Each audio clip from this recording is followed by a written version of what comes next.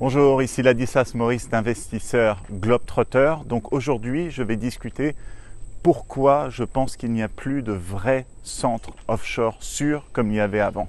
Donc on va passer à travers une liste, et je vais expliquer de centre en centre pourquoi je pense qu'ils ne sont pas parfaits. Donc le premier centre, c'est la Suisse. Donc on connaît tous bien la Suisse.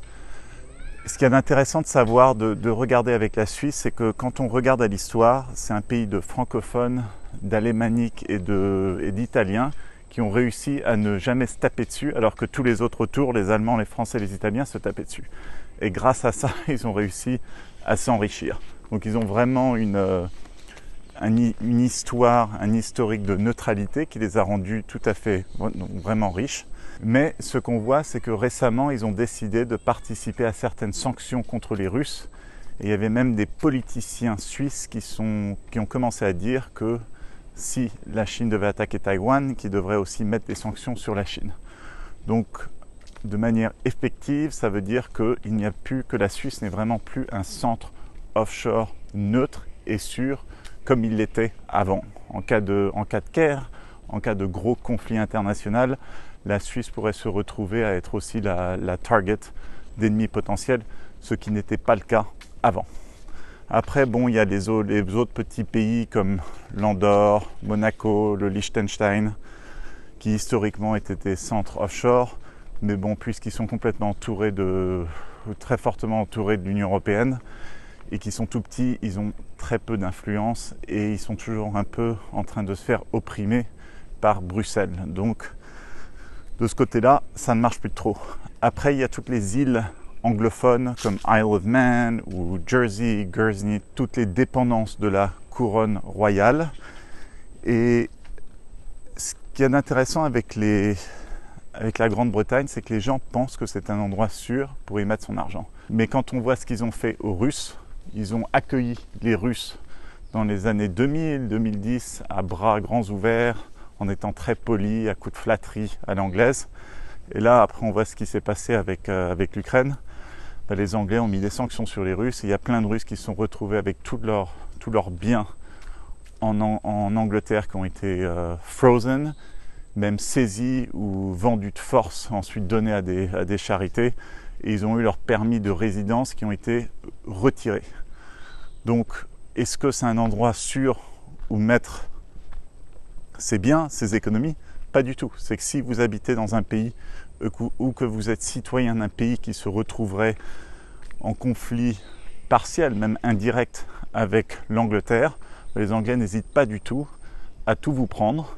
Ils n'hésiteront pas à vous regarder de haut en pensant qu'ils ont raison d'un point de vue moral. Donc assez typique des Anglais. Après, il y a toutes les îles des Caraïbes. Donc le problème avec les îles des Caraïbes, c'est que c'est un peu le même problème que les petits pays en Europe. Ils sont complètement sous pression des États-Unis et de l'Union européenne.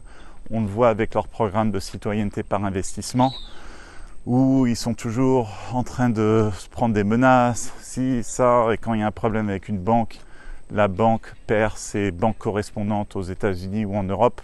Donc tout d'un coup, les gens se retrouvent avec des dollars bloqués dans je ne sais pas quelle île. Donc c'est pas vraiment très safe de ce côté-là. C'est des pays qui sont vraiment faibles. Et de temps en temps, c'est même à se demander est-ce que ce sont de vrais pays. Après, il y a le Panama. Donc le Panama, beaucoup de points positifs. Par contre, ce qu'on voit, c'est que, surtout pour les Européens, c'est quasiment impossible de transférer de l'argent du Panama. Si vous habitez en Europe et que vous déclarez sur votre fiche d'impôt comme que vous avez un compte au Panama, il y a de bonnes chances que vous vous retrouviez avec un audit. Et aussi, si vous transférez de l'argent d'un compte panaméen à votre compte en Europe, il y a de bonnes chances que votre banque européenne cherche à fermer votre compte parce qu'ils veulent pas ce genre de risque. Donc ça, pour les Européens, pas top. Pour les Québécois, très bien. Par contre, on voit ce qui s'est passé dans les dernières semaines, dans les derniers mois au Panama, où il y a eu beaucoup de manifestations à cause des inégalités sociales, etc. L'économie qui allait un peu moyen. Donc il y a eu des manques dans les magasins à Panama City, les routes étaient bloquées.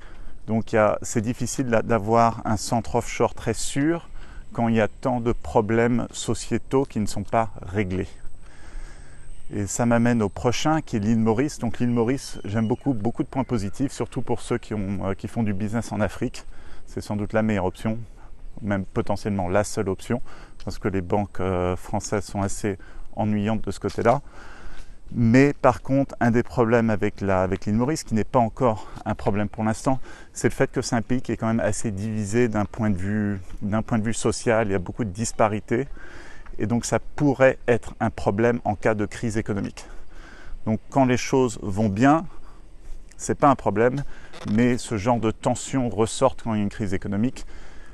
Donc c'est à voir. Donc pour l'instant, c'est pas un problème, mais c'est un problème potentiel. Après, il y a Hong Kong. On voit ce qui s'est passé avec Hong Kong. C'est plus du tout un centre offshore sûr. Et Singapour, il y a beaucoup de points positifs avec Singapour. Donc de bonnes banques, un pays avec une bonne souveraineté, le système de justice qui marche bien, donc vous êtes sûr de ce côté-là, vous avez beaucoup de safety. Par contre, le risque avec Singapour, c'est d'un point de vue plutôt géopolitique. Quand on regarde l'emplacement, ils sont vraiment sur le Strait de Malacca, où il y a à peu près 25% du trade mondial qui passe par là, et une bonne partie, ou la plupart des importations chinoises de pétrole, ce serait difficile de se dire qu'en cas de guerre entre la Chine et les États-Unis, qu'un des deux pays ne chercherait pas à prendre Singapour. Il ne faut pas oublier, Singapour a été envahi pendant la Seconde Guerre mondiale, parce que justement c'est un endroit qui est vraiment stratégique.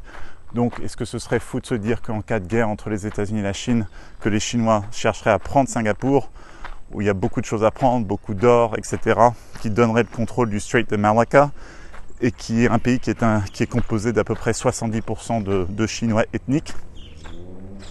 C'est quand même une possibilité assez forte. Donc je ne suis pas en train de dire là sur YouTube que la Chine va envahir Singapour, mais plutôt que c'est un risque potentiel. Donc en anglais on appelle ça un stress test. Donc si on devait vraiment pousser la thèse du centre offshore sûr, si on devait vraiment pousser avec une guerre, un scénario d'une guerre, comment est-ce que le Singapour s'en sortirait? On n'est pas si sûr que ça. Et après il y a Dubaï. Donc tout le monde parle Dubaï. Donc Dubaï, oui, c'est amusant, c'est drôle, on peut avoir la résidence là-bas, on peut vivre là-bas, pas payer d'impôts, c'est super. Par contre, ce que les gens ne mentionnent jamais, et parce qu'ils n'ont pas tellement le droit de le mentionner, c'est que quand on habite à Dubaï, on n'a aucun droit. Donc si vous avez un seul problème avec un Émirati, vous perdrez dans tous les cas. Et après, le gouvernement là-bas n'hésite pas du tout d'un coup à freeze, à geler tous vos comptes, à geler tout ce que vous avez, à vous empêcher de partir du pays si vous avez un problème judiciaire. Donc de ce côté-là, c'est pas safe. Et les gens qui habitent à Dubaï, vous ne le diront jamais, surtout ceux qui vous vendent des résidences, etc. Parce que s'ils commencent à dire ça sur les réseaux sociaux, eux-mêmes pourraient avoir des problèmes. Donc c'est un peu, le Dubaï a toujours le risque de se transformer en prison dorée pour les gens. Donc de ce côté-là, c'est pas du tout sûr. Et du reste, les gens qui connaissent bien la région du Golfe, qui connaissent bien le Golfe, qui travaillent là-bas, qui vivent là-bas, travaillent là-bas pour se faire des très bons salaires, pour ne pas payer d'impôts.